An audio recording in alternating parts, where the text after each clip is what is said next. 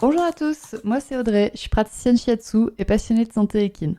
Et tous les vendredis, je me mets au défi de vous partager un maximum d'informations et de pistes de réflexion sur un sujet lié à la santé de vos compagnons à crinière. Je vous embarque donc avec moi pour parler physiologie, émotions et relations, avec beaucoup de bonne humeur et surtout de la passion. C'est parti, je vous souhaite une bonne écoute.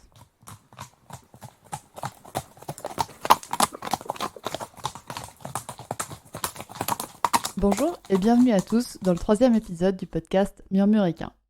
Pour cet épisode, j'ai décidé d'aborder un sujet pas toujours très joyeux. Je vais vous parler des chocs et des traumatismes émotionnels chez les chevaux. Oui, je sais, le sujet est carrément glauque quand on y réfléchit, et j'aimerais ne pas avoir à l'aborder.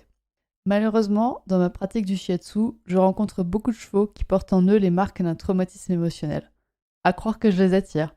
Je vous assure que je prends ce sujet très au sérieux et très à cœur. Cependant, vu sa lourdeur, je vais essayer de l'amener avec le plus de légèreté possible et avec quelques touches d'humour.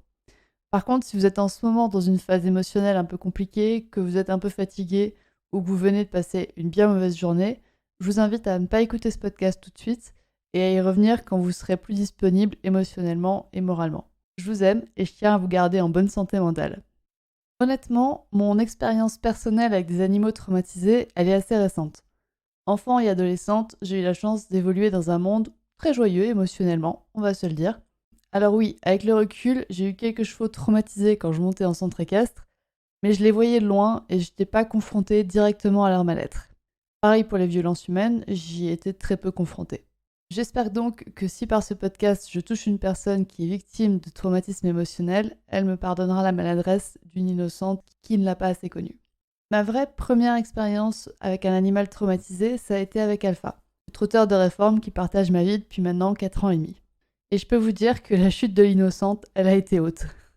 Alpha, il en tient vraiment une couche, comme on pourrait dire. Plusieurs fois, son comportement m'a fait penser à ce que les personnes atteintes de syndrome post-traumatique peuvent présenter comme comportement. Alpha montre très peu de signes d'angoisse, et d'un coup, un élément va le déclencher, et émotionnellement, c'est le drame. Par exemple, après 4 ans de désensibilisation en tout genre, il est toujours capable de se mettre à trembler de peur si je l'approche trop près d'un cours d'eau, ou même d'une flaque d'eau, ou même d'une douche, ou même des fois d'un seau d'eau si je l'approche trop vite. Donc j'ai une idée sur la raison de son comportement, mais pour moi, sa réaction, elle est démesurée, j'arrive pas à la comprendre, et j'arrive pas à comprendre pourquoi il se met dans un tel état pour un petit peu d'eau.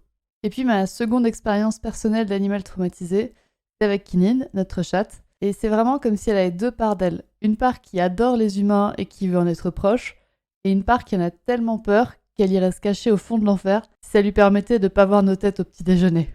Avec elle aussi, il y a des fois j'ai envie de lui taper la tête contre un mur pour lui faire rentrer que les humains, ça fait pas mal, je te jure. Ouais, je sais, c'est pas très logique comme réflexion, mais des fois c'est vraiment ce que j'ai envie de faire. Et en plus de tout ça, depuis 4 ans maintenant, je propose des séances de shiatsu et de nombreux chevaux qu'on me présente ont des traumatismes émotionnels plus ou moins forts, et surtout plus ou moins visibles. Parce que oui, nos compagnons à crinière, en bons animaux de proie qu'ils sont, ont pris l'habitude de cacher leurs faiblesses et donc aussi leurs faiblesses émotionnelles. Chez certains chevaux, les traumatismes émotionnels s'affichent comme le nez au milieu de la figure. C'est typiquement tous les chevaux qui ont peur des hommes. Allez chercher, je comprends pas pourquoi, les femmes ça fait un peu apparemment moins peur dans l'imaginaire collectif des chevaux. Vraiment, je trouve pas la réponse. Et il y a également les chevaux qui ont une peur qui est très marquée et donc très visible, comme le vent, les obstacles, les chandeliers des fois aussi. Il y a l'eau, comme Alpha, il y a les passages étroits, il y en a qui ont une peur bleue des chiens, et il y en a, c'est la peur qui est combinée. Donc ils ont peur des chiens dans les passages étroits, ils ont peur des obstacles, ils ont peur du vent, il y en a qui ont vraiment peur de tout, à croire qu'ils ont été tabassés toute leur vie. Quoique, on se demande. Bon. Et puis, il y a les chevaux qui sont les champions du camouflage. Ils sont souvent très calmes, très volontaires, très généreux, et ils tolèrent quasiment tout. Et du coup, comment on repère un traumatisme chez ces chevaux s'ils le camouflent si bien que ça? Ça, on peut le diagnostiquer, on va dire, par des problèmes physiques qui sont inexplicables, ou du moins qui sont difficilement explicables. Et pour moi, la grande gagnante des manifestations physiques d'un trouble émotionnel, c'est la dermite. Très peu de dermites que je rencontre ont une origine purement physique. Désolée de vous décevoir, mais la plupart des allergies ont une cause émotionnelle qui est souvent profonde avant d'avoir une cause physique. Même si votre vétérinaire a diagnostiqué qu'il est allergique aux moucherons, à l'eau, à la neige, à l'herbe. Oui, il y a une cause physique, mais il y a une cause émotionnelle qui se cache aussi derrière. Et comme je pense que la dermite et les allergies, ça nécessiterait un sujet de podcast à elle toute seule, et que c'est pas le sujet ici, prenez donc ça comme une petite introduction, un petit teasing, et on en reparlera plus tard. Du coup, on va revenir à notre sujet, et maintenant que vous avez compris à quel point le sujet me touche, on va définir ce qu'est un choc émotionnel.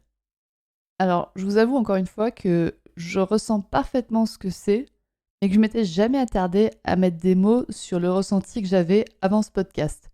Du coup, merci à vous qui m'avez obligée à chercher des mots. Et donc, en psychologie, le choc émotionnel est bien défini, et la définition dit qu'il résulte d'un événement traumatisant qui submerge, il est difficile à dire ce mot. Donc, le choc émotionnel résulte d'un événement traumatisant qui submerge la faculté que possède un individu à faire face aux émotions qu'il ressent lorsque l'événement traumatisant survient. Alors du coup, cette définition, elle est un peu longue et on va la diviser en deux parties, les événements traumatisants et la gestion des émotions. Premièrement, du coup, les événements traumatisants. La difficulté, c'est de définir qu'est-ce que c'est qu'un événement traumatisant. Parce qu'un événement pourrait être traumatisant pour une partie de la population équine, mais pas du tout pour une autre. Nos chevaux n'ont pas tous les mêmes chemins de vie, et ce point va influencer la manière dont ils font face à un événement. C'est-à-dire qu'un poulain qui grandit au contact des humains, qui les associe à des événements positifs, comme l'amener de la nourriture, le grooming, il pourra très bien supporter la première mise du licol qu'un humain lui fera. Alors qu'un poulain qui n'a pas vu l'homme jusqu'à ses 10 mois, puis qui est sorti du pré, enfermé dans un box, qui est licolé et bim, directement pucé, vacciné et embarqué dans un camion loin de sa mère, direction sa nouvelle famille, il va beaucoup moins bien supporter la première mise du licol et il risque d'être après craintif du licol quasiment toute sa vie. Alors là j'ai pris le licol, mais je pense que ce sera pareil pour craintif des humains, craintif du box, craintif du camion, craintif du vétérinaire. Vous comprenez que là ce poulain il a été juste submergé, il a eu aucune chance de pouvoir gérer ses émotions et donc cet événement est forcément traumatisant pour lui. Les événements traumatisants peuvent être divisés en plusieurs catégories. Déjà, il y a un événement singulier, c'est-à-dire qui se produit qu'une seule fois et qui est récent. On prend comme exemple un cheval qui monte très bien en vent, puis un jour il a plu, le vent est un peu humide, le pont est un peu humide et le cheval trébuche à l'entrée. Il y a de fortes chances pour que la seconde tentative de monter dans le vent soit un peu plus compliquée que la première et que le cheval en ait un peu peur et un peu peur de ce pont sur lequel il vient de glisser à l'instant. Mais bon, on est d'accord, là j'ai pris l'événement d'un pont. Si le cheval est monté depuis 10 ans dans un vent tranquillement et que là, une fois, il trébuche à l'entrée du vent, normalement ça devrait pas le traumatiser plus que ça. Mais c'était l'exemple que j'avais en tête et vous comprenez très bien du coup du genre d'événement auquel je veux parler. Ensuite, il y a des événements qui sont singuliers et qui sont passés. Donc là, c'est le même qu'avant, c'est un événement qui se produit qu'une seule fois, mais qui s'est produit dans le passé et qui a laissé un impact encore aujourd'hui. L'exemple qui me vient en tête, c'est le cheval qui est sevré brutalement, qui risque après d'avoir une difficulté toute sa vie à être séparé de son troupeau. Et le troisième type d'événement traumatisant qui peut exister, c'est une expérience qui est légèrement éprouvante, qui seule n'aurait pas généré de traumatisme, mais qui va être répétée et prolongée dans le temps. Donc là, pareil, l'exemple qui me vient, c'est un cheval qui vit en boxe. En général, passer une nuit en boxe, c'est relativement bien toléré par nos chevaux domestiques. Par contre, passer tout son temps en boxe alors que les besoins naturels ne sont pas respectés, ça devient une expérience traumatisante si elle dure dans le temps. Et cette durée de temps, elle va encore une fois dépendre des chevaux. Il y a certains chevaux pour lesquels vivre en boxe va être traumatisant après 3 nuits en boxe, et il y en a pour lesquels ils vont avoir besoin d'un petit peu plus de temps, mais quand même partir du principe qu'une vie en boxe va être traumatisante émotionnellement pour n'importe quel cheval. Un autre point qui est essentiel dans la définition d'un traumatisme, c'est pour moi la notion de choix qu'a la personne qui est traumatisée. C'est un peu dur dit comme ça, mais je vais vous prendre un exemple qui est encore plus dur dans le monde humain. Mais avoir des relations sexuelles, c'est très agréable. Quand elles ne sont pas consenties, c'est un viol et on connaît les dégâts psychologiques. C'est pareil pour toutes les autres activités humaines et équines. Aller se promener dans un champ, c'est très agréable pour un cheval. Être forcé à partir en balade quand le cheval n'en a pas envie, ça peut être traumatisant et engendrer après une peur de l'extérieur qui persiste dans le temps. Donc là, on a vu la partie de définition des événements traumatisants. Et on va revenir maintenant à la seconde partie de la définition d'un choc émotionnel, qui était la gestion des émotions. Alors, je vais vous rappeler la définition, c'est que le choc émotionnel résulte d'un événement traumatisant qui submerge la faculté que possède un individu à faire face aux émotions qu'il ressent lorsque l'événement survient. Et donc, on va parler de la gestion des émotions. Nos chevaux ressentent des émotions H24. Et ce qui est génial avec les émotions, c'est que personne au monde ne peut vous empêcher de les ressentir, bon, sauf vous-même. Un cheval qui est donc exposé progressivement et positivement à des événements légèrement stressants aura appris à gérer ses émotions face à cet événement. Un stick d'éthologie. Bon, je reviens juste là-dessus parce que c'est une aberration, on est d'accord. Un stick d'éthologie, ça veut rien dire. Mais bon, bref, vous avez compris de quoi je veux parler, ce grand bâton là, ce grand bâton où il y a une cordelette qui est accrochée au bout. Donc, un stick éthologique, ça fait pas peur pour un petit poulain qui est curieux. Votre cheval peut donc apprendre deux choses à propos du stick. Il peut apprendre soit à l'aimer et à l'associer de manière positive, soit à en avoir peur. Donc on revient à la définition, en gros, du renforcement positif. Si vous associez le stick à quelque chose de positif comme une friandise, ça peut être vu de manière très positive par le cheval. Mais si vous apprenez que le stick, ça sert à diriger votre cheval et qu'il va devoir éviter les pressions qui sont imposées par ce stick, il y a de fortes chances que quand vous sortiez le stick, il y ait une expérience négative. D'autant plus si, pour une raison ou pour une autre, vous passez à cette fameuse phase 4 avec le stick, donc où vous frappez votre cheval avec, il va très clairement comprendre que le stick, ça fait mal, ça fait peur, c'est traumatisant. La gestion émotionnelle comporte une composante acquise et une composante innée, à mon sens. C'est-à-dire que les parents transmettent leur gestion émotionnelle à leur poulain, et ça, j'en suis convaincue. Et maintenant, ça a été relativement prouvé. Et je parle des deux parents. C'est-à-dire que même dans le monde du cheval, où le père, en général, ne connaît quasiment jamais son poulain, et n'a donc pas d'influence sur son apprentissage, son matériel génétique va quand même entrer en jeu dans la gestion émotionnelle qu'a ce poulain. Et là encore, pour moi, on retrouve la notion de choix qui est très importante. Si vous laissez votre cheval explorer son environnement de manière autonome et consentie, il y a fort à parier que ces traumatismes émotionnels seront bien moins nombreux. On a donc vu ensemble qu'est-ce qu'un événement traumatisant, on a discuté un peu de la gestion des émotions, et maintenant je voulais aborder avec vous les traumatismes que je rencontre, en tout cas moi, chez le cheval. Donc on a déjà vu quelques traumatismes émotionnels qui sont fréquemment rencontrés, comme la mise en vent, le sevrage, le travail avec le stick. Mais il y en a bien d'autres. D'une manière générale, tout ce qui ne respecte pas l'éthologie du cheval peut être traumatisant. Et je parle bien ici de la vraie éthologie, celle qui consiste à observer les chevaux dans un milieu le plus naturel possible et à noter dans un cahier leurs comportements les plus naturels possibles, c'est-à-dire les comportements qui vont émerger de leur milieu de vie, de leurs interactions avec les congénères, de leur gestion des émotions la moins altérée possible par l'humain. On est bien d'accord que plus aucun de nos chevaux actuels ne sont vraiment naturels, même les races rustiques. C'est-à-dire que toutes les races de chevaux ont été très modifiées par l'être humain. Ok, elles ont été plus ou moins modifiées selon les races, mais elles ont quand même été modifiées. Et du coup, le comportement de nos chevaux et leur gestion des émotions a également été modifié. Et pour moi, vouloir un cheval qui soit sauvage, qui soit naturel, c'est une utopie qui peut être relativement dangereuse selon le cheval auquel vous faites face. Cependant, il y a quand même encore quelques petites règles qui peuvent s'appliquer chez tous nos chevaux sur leur principe de vie de base. C'est-à-dire que les chevaux sont des animaux qui sont sociaux, qui sont grégaires, qui marchent en mangeant plus de 16 heures par jour, qui se reproduisent de manière naturelle. Les poulains sont sevrés vers 10 mois, mais restent avec leur groupe familial jusqu'à leur maturité sexuelle. Et ils bénéficient ainsi de repères sociaux qui sont très forts. Un groupe de chevaux est stable, et les juments vivent généralement ensemble quasiment toute leur vie. Alors là, on voit bien dans cette définition à quel point notre mode de détention actuel des chevaux ne correspond pas du tout à cette image. Bon, déjà, si votre cheval vit en boxe, qu'il est sorti 1 heure par jour pour être travaillé et qu'il mange dans un râtelier la tête en haut, c'est un énorme carton rouge.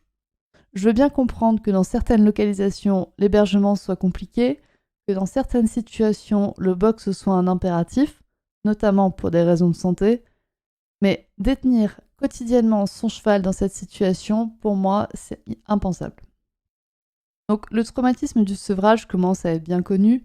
Oui, de séparer un poulain de sa mère du jour au lendemain à 6 mois, c'est brutal. Même nous, on ne le fait pas chez les humains. Et ça pose des traumatismes qui se poursuivront toute la vie. Et en plus de ça, je voulais vous parler des chevaux qui sont sevrés et qui ensuite sont regroupés entre poulains. Des fois, il y a un vieux tonton poney qui est relativement dépassé par la situation qui est dans le troupeau. Mais encore, dans de nombreux élevages, on voit les poulains qui sont regroupés tous ensemble.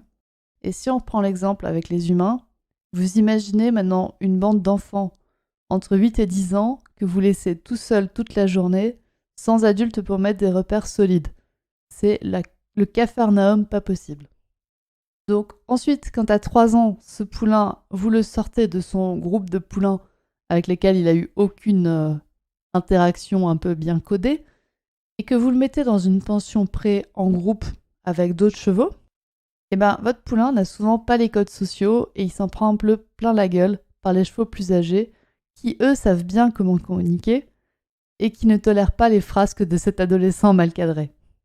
Et là, on ressort sur un trauma, le cheval ne comprend pas ce qui se passe, ne sait pas gérer son environnement parce qu'il n'a jamais appris à le faire, parce qu'il n'a jamais eu de codes sociaux qui soient bien installés, et du jour au lendemain, il s'en prend plein la tronche, on arrive sur un traumatisme. Ensuite, un autre traumatisme qu'on a, c'est si votre cheval vit en pension pré, en troupeau.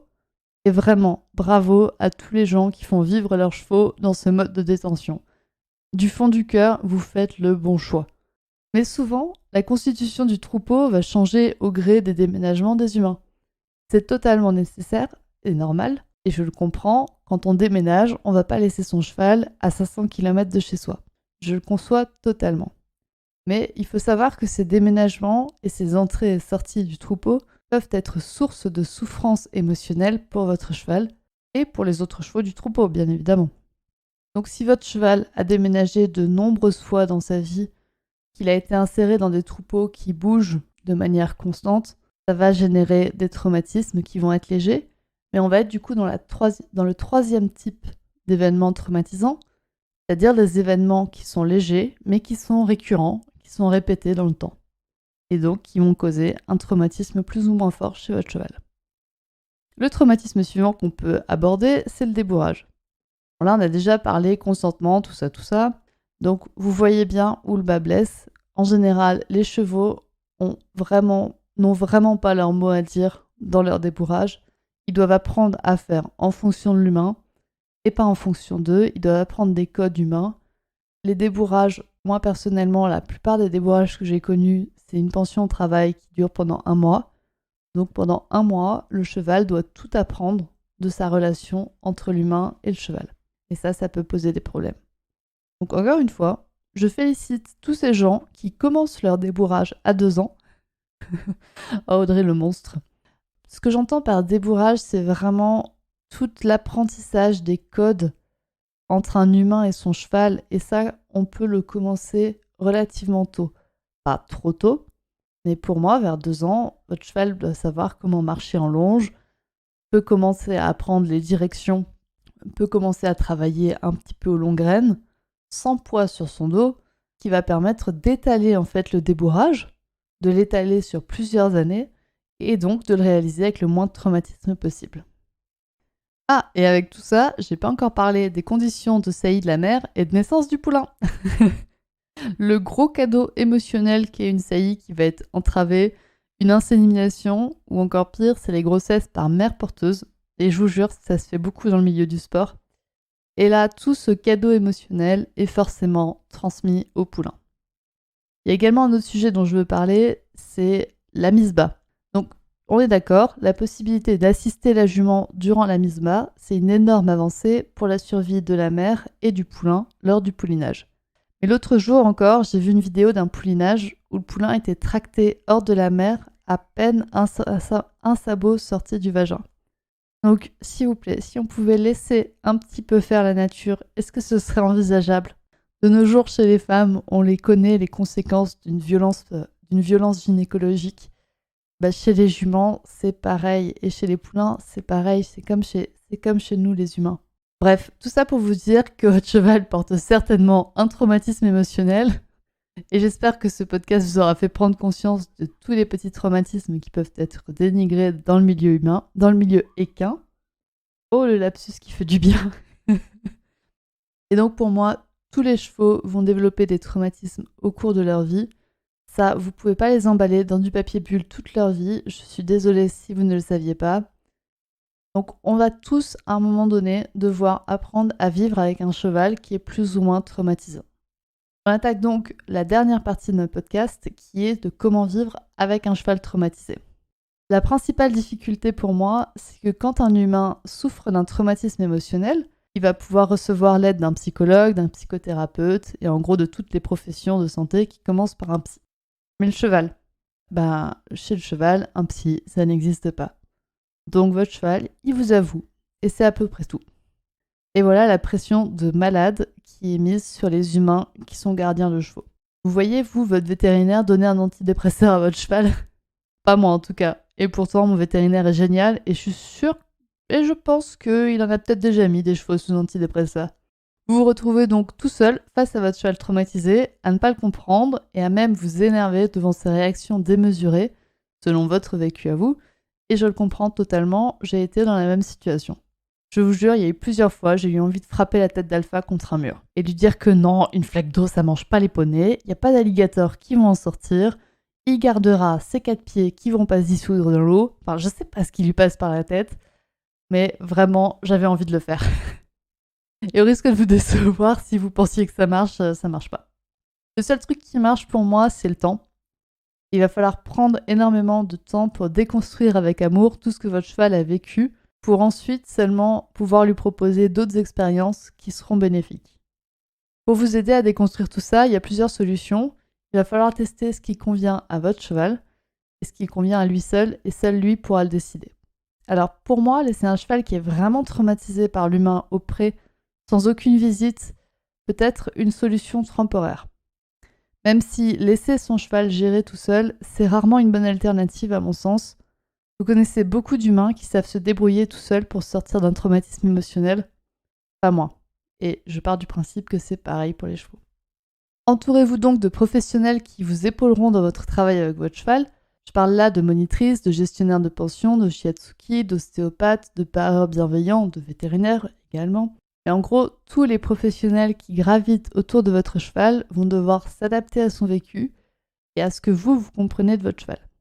Et pour vous aider alors, pour vous aider vous, les petits humains qui sont démunis face à la réaction de leur cheval. Parce que je sais qu'il peut être très très douloureux de voir son cheval souffrir sans savoir quoi faire pour l'aider. Et même si on sait quoi faire pour l'aider, il y aura forcément des moments de découragement de votre côté et c'est normal. On n'est pas des super-héros. Dans les cas-là, mon meilleur conseil, c'est d'en parler. Allez vous aussi pleurer sur l'épaule de quelqu'un d'autre. Vous savez, comme ces cercles de psy qui vont consulter un autre psy, qui lui-même consulte un autre psy, etc.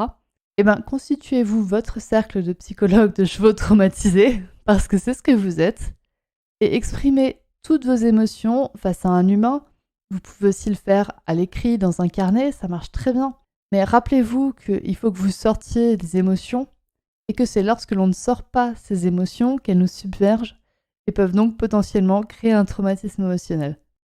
Donc à vous d'exprimer tout ce que vous avez besoin d'exprimer par le moyen qui vous paraît le plus logique, le plus pertinent pour vous. Et si vous avez besoin d'en parler, n'hésitez pas à vous confier également aux professionnels qui entourent votre cheval. Ils sauront vous comprendre, ils sont aussi certainement passés par là et ils ont certainement vu d'autres personnes qui sont passées par là. Et ils pourront vous mettre en contact avec elles pour en discuter et pour vous tirer vers le haut, pour nous tirer vers le haut tous ensemble. Voilà, cet épisode est terminé pour aujourd'hui. J'espère que vous en avez appris pas mal et que vous n'êtes pas trop en train de pleurer dans votre oreiller. Vraiment, c'est un sujet que je voulais aborder et qui est pas facile à aborder à mon sens. Donc j'espère que je l'ai fait de manière la plus délicate possible, sans blesser personne. Et on se retrouve du coup la semaine prochaine pour parler d'un autre épisode qui sera plus joyeux, je vous assure. Et voilà, c'est terminé pour aujourd'hui. J'espère que cet épisode vous a plu. Si c'est le cas, n'hésitez pas à partager le podcast à une personne qui veut aussi en apprendre plus sur les chevaux avec vous. Et retrouvez l'ensemble des informations et des liens en description de l'épisode, ainsi que sur le site www.murmure-animal.fr. Si vous avez des idées, des suggestions, ou si vous avez juste envie de me dire que vous avez trop aimé cet épisode, vous pouvez me laisser des petits mots sur Instagram à murmure.animal.shiatsu et n'oubliez pas de vous abonner à Murmuricain sur votre plateforme d'écoute préférée pour ne louper aucun épisode. On se retrouve vendredi prochain pour un nouvel épisode et sur ce, bon week-end!